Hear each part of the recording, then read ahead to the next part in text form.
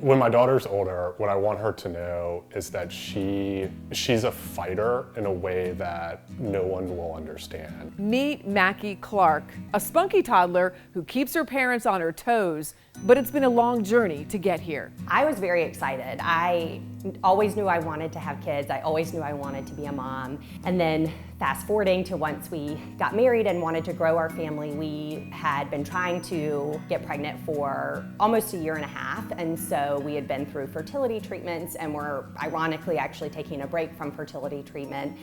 And when we found out we were pregnant, so we were both thrilled and also very shocked and surprised because we had been trying for so long. Between packing up to move from Charlotte to Wilmington, little did the Clarks know their lives would soon change. Well, I certainly never expected to have complications and have it be high risk. I really thought, that it would be a relatively easy pregnancy.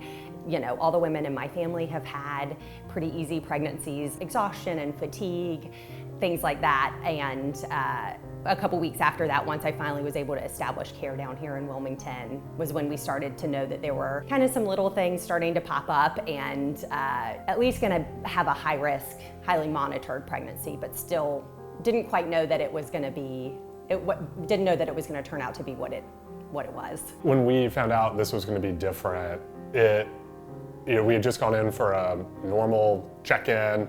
Hey, something looks a little bit off. March into the hospital. Hey, we were sent over here to get checked out. And within a few hours, it was painfully obvious, like, hey, we're in for a really different experience than my wife or I thought we were going to. And the reality of there's a chance you could have a kid in the next 2 hours was certainly eye-opening and a little terrifying. The Clarks received news no expecting parents want to hear.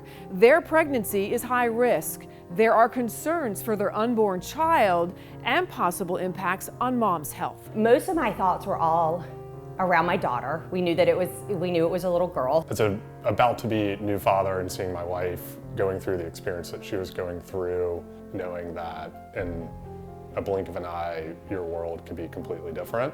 That my wife, something could happen to her, something could happen to my unborn daughter, and knowing that there's very little that you can do as a dad is really humbling and gives you a whole new perspective on life. This whole birth plan that looked pretty much the complete opposite, and that's what I always tell myself now is like, have a birth plan is great, but wrap it with a lot of grace, because it sometimes doesn't go the way that you want it to, and that was certainly the case for me. As soon as she was born, he was able to go over while they were kind of doing the initial measurements, getting her intubated the first time, giving her the surfactant in her lungs. They weigh her and they put her down in the tray, and the weight pops up, and in my head I'm thinking, is that it? Like, she's how small? And sort of over time come to learn just how small she really is and what that means, and had not heard the phrase micro-preemie before.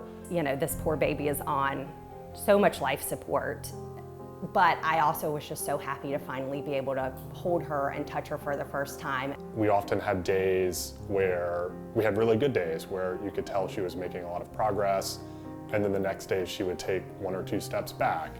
And the roller coaster ride of the NICU was really difficult. She was on and off the ventilator for the first 6 weeks of her life. So, obviously right when she was born, they tried to take her off. We thought it was going well. She was off for about a week, then we had to go back on for a week, off for a week, back on for a week.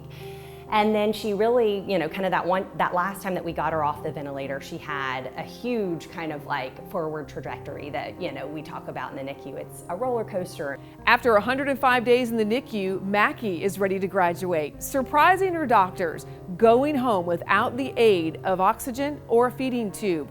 Exciting and scary.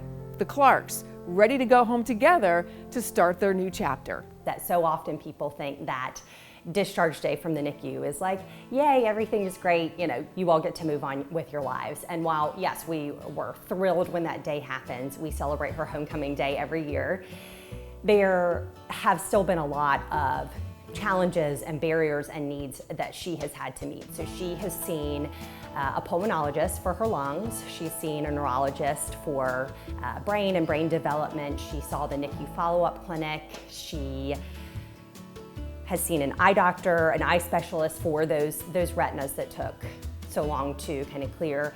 And then in addition to that, she's also been in physical therapy, occupational therapy, feeding therapy, speech therapy.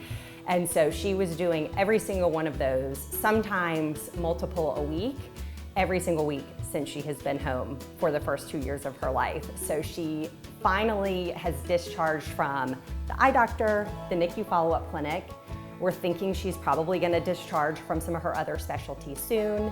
Life now is trying to settle into a new normal of having a toddler at home. I think most parents with toddlers, they got their own spunk and challenges with them, and settling into that is really our go forward, knowing that we still have a lot of underlying health issues that our daughter will still have to manage for the rest of her life.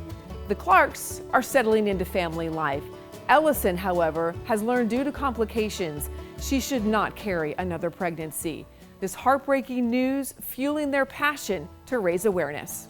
Really commend March of Dimes for, and I think is really important, is that they talk a lot about closing the health equity gap, and I think that's another really important gap to talk about, because as I said, we're lucky enough that we both have flexible enough jobs to have been able to get her to multiple therapies every single week, specialists sometimes every week or every month, and that's just not a reality for a lot of families. And that is, care and attention that these preemies and these NICU grads need and deserve, and that is something that March of Dimes is really doing a great job of shedding light on that and trying to kind of address that gap and close that gap so that, a family who, has two working parents that don't have flexibility in their job and don't have, family members or caretakers that they can rely on to get that child to their specialists and their therapies. How can we serve those kids as well, so that every NICU grad can have the best chance and opportunity at a long, full life after discharge.